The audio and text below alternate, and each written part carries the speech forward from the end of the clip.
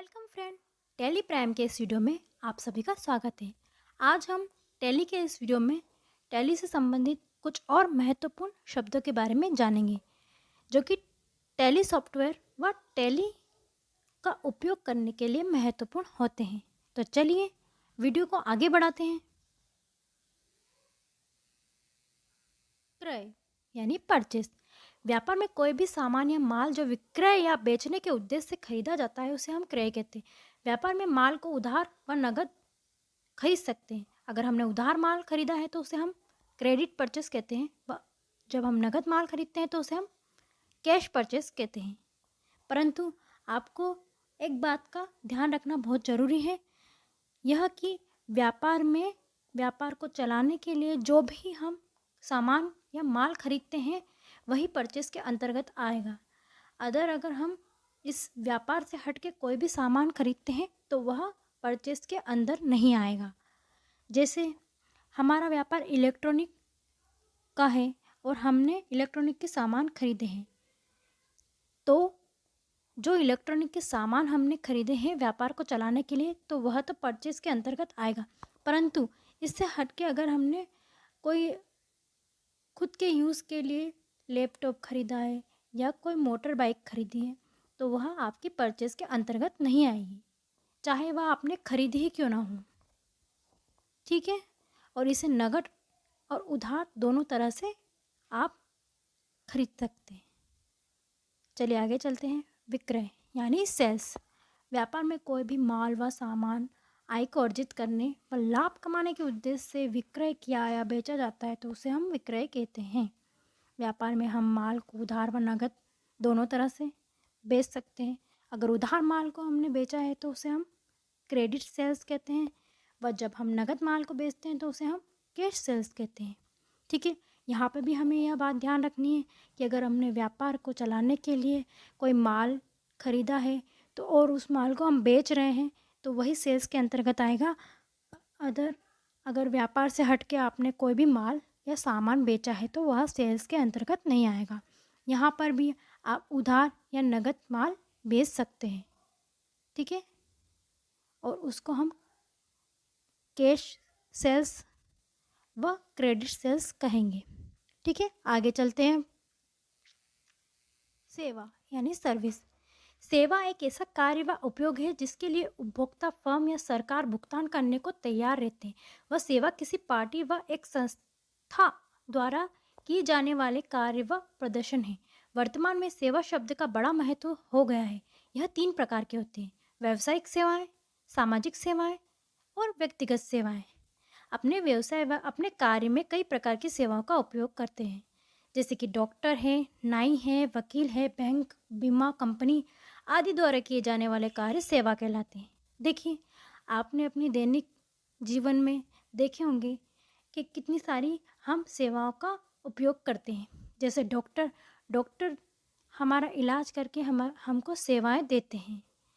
आप शिक्षक हैं, शिक्षक हमें शिक्षा देकर, हमें पढ़ाकर सर्विस या सेवाएं देते हैं। ऐसे बहुत सी सेवाएं जो हम प्रतिदिन या हमारी दैनिक जीवन में लेते हैं।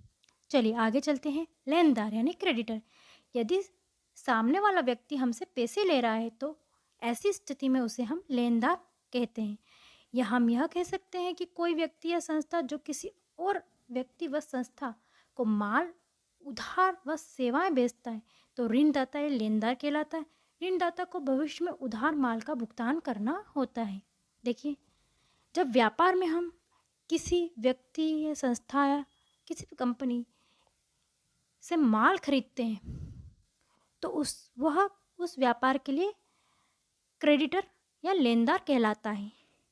ठीक है, यहाँ पे अगर आपने उधार माल खरीदा है या सेवाएं ली है तो हम उनके लिए ऋणदाता लेनदार कहलाएंगे।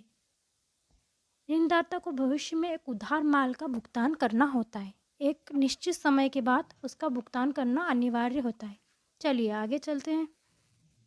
देनदार यानी डेब्टर। देनदार वे व्यक्ति, व्यवसाय, फर्म, कंपनी, संस्था आदि हैं जिनसे हमें धन प्राप्त करना होता है या किसी व्यक्ति या संस्था जो कोई और व्यक्ति व संस्था को उधार माल या सेवाएं खरीदते हैं या पैसा उधार देते हैं, उसे ऋणी या देनदार कहते हैं। इसे एक निश्चित समय के बाद या एक निश्चित दिन पैसा चुकाना होता है। देखिए, देनदार यानी डेप्टर। व्यापार में देनदार वह होता है जिसे हम माल बेचते हैं। यह व्यक्ति, व्यवसाय, फर्म, कंपनी, संस्था हो सकती है जिसे धन प्राप्त करना होता है, या किसी व्यक्ति, संस्था को हम माल बेचते हैं। ठीक है, इसको अगर हम उधार माल बेचते हैं तो वह हमारे लिए ऋणी या देनदार कहलाएगा। इसे एक निश्चित समय के बाद एक निश्चित दिन भुगतान करना होता है। ठीक है, आगे चलते हैं। पूंजी यानी कैपिटल। पूंजी वह धनराशि होती है जिस राशि को व्यापार में व्यापार का स्वामी व्यापार को चलाने के लिए जो संपत्ति लगाता है उसे पूंजी कहते हैं। पूंजी धन से अधिक टिकाऊ होती है और इससे व्यापार को चलाने में मदद मिलती है। इसका उपयोग धन के निर्माण में किया जाता है। देखिए, पूंजी वह होती है जो कि व्यापार, जो बिजनेस का ओनर है, मालिक है, जो उस व्यापार या बिजनेस को चलाने में जो भी पैसा या सामान लगाता है वह हमारे लिए कैपिटल कहलाती है। और यह फिक्स होती है बिजनेस के लिए, ये संपत्ति एक तरह से, तो वह कैपिटल कहलाती है। चलिए आगे चलते हैं। स्वामी यानी ओनर। व्यापार का स्वामी वह व्यक्ति होता है जो व्यापार या व्यवसाय को बनाता या निर्देशित करता है। वह व्यापार की प्रतिदिन की प्रक्रिया को निश्चित या नियंत्रित करता है। वह व्यापार में होने वाली गतिविधि तथा व्यापार में होने वाले लाभ व हानि होने का अधिकारी होता है। उसे व्यापार का स्वामी कहा जाता है। देखिए, ऑनर या स्वामी वह व्यक्ति होता है या व्यापार होता है जो कि जिसकी पूरी जिम्मेदारी होती है कि व्यापार में प्रतिदिन क्या चल रहा है, क्या प्रक्रिया है, उनको नियंत्रित करना या व्यापार में होने वाली गतिविधियों का ध्यान रखना। और उसकी यह भी जिम्मेदारी या अधिकार होता है कि व्यापार में लाभ हो रहा है या हानि, उन सभी चीज़ों की अधिकारी वह ओनर या स्वामी होता है। उसे हम व्यापार का स्वामी कहते हैं। यदि व्यापार का स्वामी एक व्यक्ति है तो उसे हम एकाकी व्यापारी यानी प्रोप्राइटर कहते हैं। यदि व्यापार का स्वामी एक या एक से अधिक है तो उसे हम साझेदार या पार्टनर्स कहते हैं। यदि बहुत से लोग मिलकर एक कंपनी का काम करते हैं तो उन सभी को कंपनी का अंशधारी या शेयर होल्डर कहते हैं। ठीक है, चलिए आगे चलते हैं। आहरण यानी ड्राइंग्स। जब किसी व्यापार में व्यापार का स्वामी या मालिक आवश्यकता होने पर स्वयं व निजी खर्च के लिए समय समय पर जब वह पैसा व माल निकालता है तो उसे हम आहरण कहते हैं। वह कोई व्यापारी अपने व्यापार में से कोई संपत्ति अपने स्वयं के निजी खर्च के लिए, उपयोग के लिए लेता है तो उसे हम आहरण कहते हैं। देखिए, सामान्य सी बात है, जब कोई व्यक्ति है अपने स्वयं निजी के खर्च के लिए अगर व्यापार से पैसे उधार लेता है या फिर सामान या माल लेता है तो उसे हम आहरण कहते हैं। वह व्यापार के लिए ऋणी कहलाएगा। उसे एक समय के बाद व्यापार में वह माल या पैसे चुकाने होंगे। चलिए आगे चलते हैं। दायित्व यानी लायबिलिटीज। दायित्व व्यापार या व्यवसाय का वह धन होता है जो व्यापार को व व्यापार के किसी अन्य व्यक्ति व व्यापार के स्वामी द्वारा चुकाना होता है। व्यवसाय को सुचारू रूप से चलाने के लिए अत्यधिक धन की आवश्यकता होती है, इसलिए व्यवसाय व व्यापार का या व्यापार के किसी अन्य व्यक्तियों से ऋण लेना होता है, दायित्व कहलाता है। दायित्व दो प्रकार के होते हैं। देखिए, व्यापार में होने वाली गतिविधियां या फिर व्यापार को चलाने के लिए बहुत से दायित्व होते हैं जो कि किसी व्यक्ति या व्यापार के स्वामी द्वारा चुकाना होता है। वह समय समय पर चुकाना होता है। यह व्यवसाय या व्यापार के किसी व्यक्ति या अन्य व्यक्तियों द्वारा ऋण लेना होता है, उसे ही दायित्व कहते हैं। दायित्व दो प्रकार के होते हैं। एक स्थायी दायित्व यानी फिक्स्ड लायबिलिटी। ऐसे सभी दायित्व जिनका अधिक समय या दीर्घ काल तक भुगतान किया जाना होता है या व्यापार की समाप्ति के बाद भुगतान करना होता है, जैसे दीर्घकालीन लेनदार, दीर्घकालीन ऋण, पूंजी आदि। देखिए, स्थायी दायित्व मतलब फिक्स लायबिलिटी, ऐसे सभी दायित्व जिनका अधिक समय यानी लंबे समय तक आप भुगतान यानी पेमेंट कर सकते हैं, या व्यापार को ख़त्म होने समाप्त होने पर भी या उसके बाद भी आप भुगतान कर सकते हैं। इसके अंतर्गत दीर्घकालीन लेनदार या लॉन्ग टर्म क्रेडिटर आते हैं, या दीर्घकालीन ऋण और पूंजी इसके अंतर्गत आते हैं। चलिए अब आगे चलते हैं। चालू दायित्व यानी करंट लायबिलिटीज। चालू दायित्व से आशय ऐसे दायित्व से होता है जिनका भुगतान की अवधि बहुत कम होती है। सामान्यतः यह समय या अवधि 1 साल से कम होती है। इसे अस्थायी दायित्व भी कहते हैं, जैसे लेनदार, अल्पकालीन ऋण आदि। देखिए, करंट लायबिलिटी यानी चालू दायित्व वह होता है जिसकी अवधि यानी जिसका समय 1 साल से कम होता है या भी उससे भी कम होता है। इसके अंतर्गत आपको भुगतान करना आवश्यक होता है। इसके बाद आप भुगतान नहीं कर सकते हैं, इसको शॉर्ट टर्म लायबिलिटीज भी कहते हैं। चलिए, ठीक है। मूल्यह्रास यानी डिप्रिसिएशन।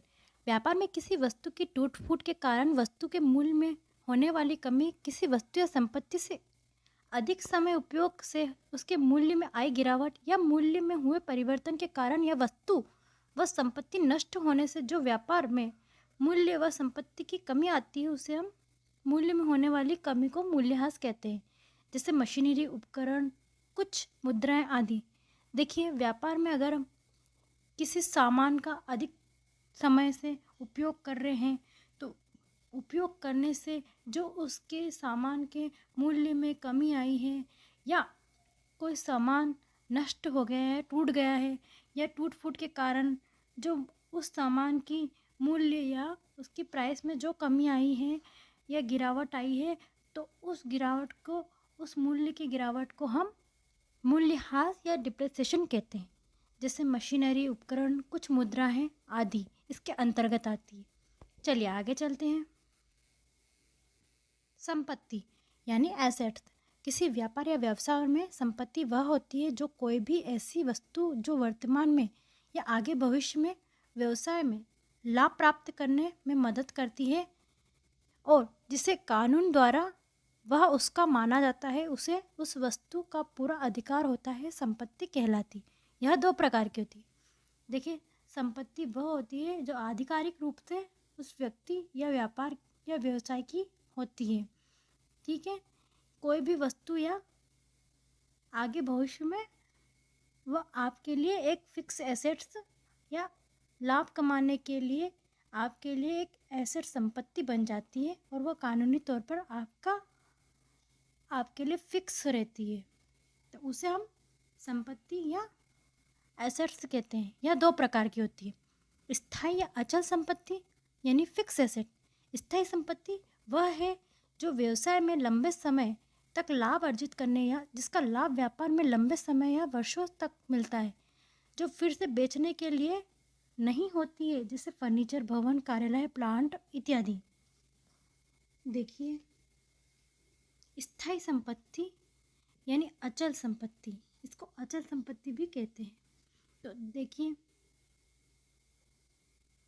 स्थायी संपत्ति यानी फिक्स एसेट उसे कहते हैं जो कि आपके व्यापार को चलाने के लिए महत्वपूर्ण होती है, जो कि आपके लिए फिक्स होती है, वो आपके लिए लाभ कमाने के उद्देश्य से व्यापार में होती है, वो लंबे समय या वर्षों से आपके पास रहती है, जो कि बेचने के लिए नहीं होती है, वो आपके व्यापार को, आपके व्यवसाय को आगे बढ़ाने के लिए होती है। जैसे फर्नीचर है, भवन है, कार्यालय, ये आपके व्यापार को सुचारू रूप से चलाने में मदद करते हैं। अब दूसरी है अस्थायी आय। अस्थायी या चालू संपत्ति, इसे करंट एसेट्स कहते हैं। चालू संपत्ति वह संपत्ति होती है जो व्यापार में लंबे समय तक नहीं रहती है, वह 1 वर्ष से कम समय उपयोग की जाती है, तथा जो व्यवसाय में पुनः बेचने के लिए या कम समय में नकद में परिवर्तन करने के लिए रखी जाती है, वह स्थायी या चालू संपत्ति कहलाती है। जैसे बैंक में रखा धन, स्टॉक, देनदार आदि।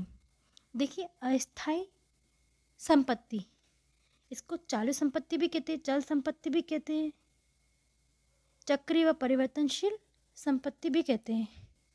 देखिए, यह अस्थायी होती है, इसमें परिवर्तन होता रहता है, ये कम ज़्यादा होती रहती है। जैसे बैंक में रखा धन कभी भी कम ज़्यादा या परिवर्तित होता रहता है। स्टॉक है, आपके स्टॉक में परिवर्तन होता है। स्टॉक यानी सामान में आपके व्यापार के, देनदार में भी आपके परिवर्तन होता रहता है। तो ये अस्थायी या चालू संपत्ति कहलाती है। चलिए आगे चलते हैं। अदत्त व्यय यानी आउटस्टैंडिंग एक्सपेंस, ऐसे व्यय जो चालू वर्ष से संबंधित होते हैं परंतु उनका भुगतान वर्ष के अंत तक भी नहीं हो पाता है। सरल शब्दों में कहें तो ऐसे खर्च जो सेवाओं को लेने व प्राप्त करने के बाद भी जिनका भुगतान नहीं किया गया। जिस खर्च का भुगतान अभी तक बाकी है वह अदत्त व्यय कहलाते हैं। जैसे साल के अंत में कर्मचारी का वेतन, कारखानों का किराया, कार्यालय का किराया, मजदूरी, टेलीफोन व्यय आदि।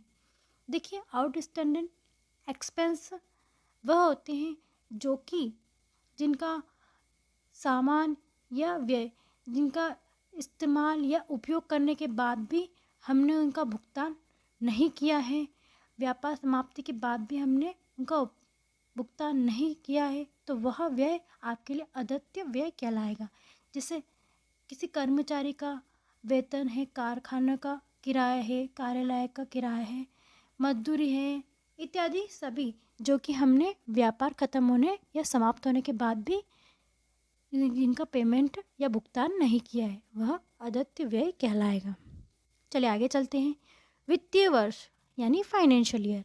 वित्तीय वर्ष वह होता है या उसे कहते हैं जिस समय या अवधि में आप व्यापार में अपना लेखा जोखा, अकाउंटिंग व कमाई करते हैं और खर्च भी करते हैं।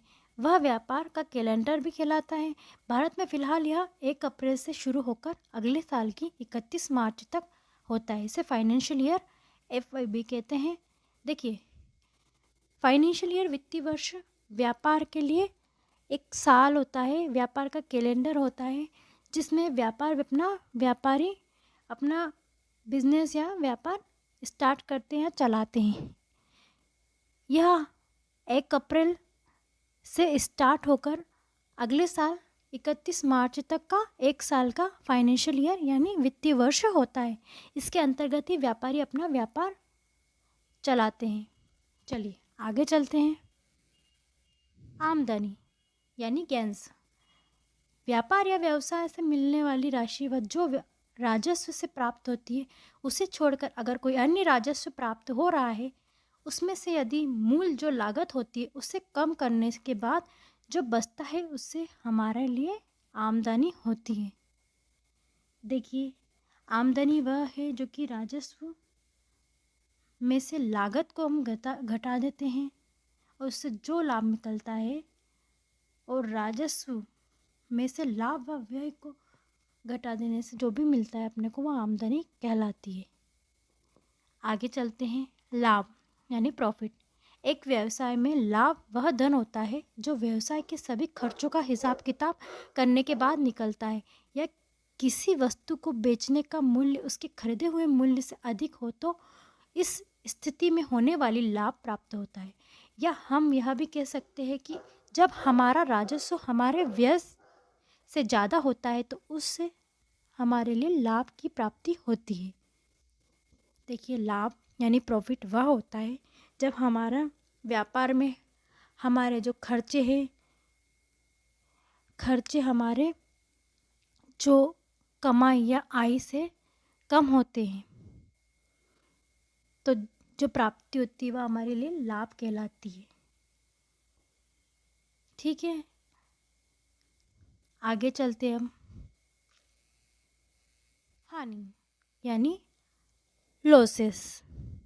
देखिए किसी व्यवसाय में हानि वह धन होती है जब किसी वस्तु को बेचने का मूल्य उसके खरीदे गए मूल्य से कम होता है या व्यापार में हमारा व्यय व खर्च हमारा राजस्व से अधिक होता है। या हम यह भी कह सकते हैं कि हमारा जो विक्रय मूल्य होता है वह हमारे क्रय मूल्य से कम होता है, तो ऐसी स्थिति में हमारी हानि होती है। देखिए व्यवसाय में जब आपके खर्चे आपकी आय से या लाभ या आय से अधिक होते हैं तब आपको हानि की प्राप्ति होती है और उसे ही हम हानि कहते हैं, ठीक है। और वही हानि कहलाती है। और व्यापार में हानि किसी वस्तु को बेचने पे मूल्य खरीदे हुए, जैसे हम किसी वस्तु को, किसी सामान को अगर हम बेच रहे हैं और बेची गई सामान का मूल्य अगर खरीदे गए सामान के मूल्य से कम होता है तो उससे हमें हानि की प्राप्ति होती है, ठीक है। तो चलिए आज के लिए इस वीडियो में इतना ही। आज हमने टैली से संबंधित कुछ महत्वपूर्ण शब्दों के बारे में जाना है जो कि आपके लिए बहुत महत्वपूर्ण थे। तो आगे हम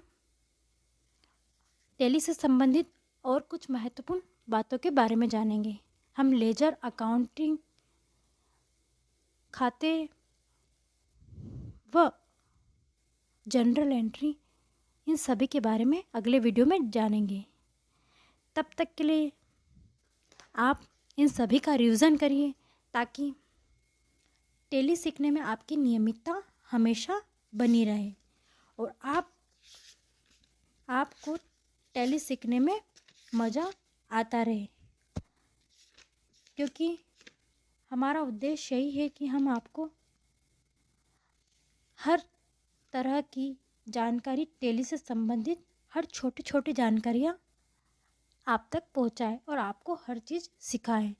हमारी कोशिश यही है कि हम आपको बेहतर से बेहतर तरह से आसानी से टैली को सिखा सकें।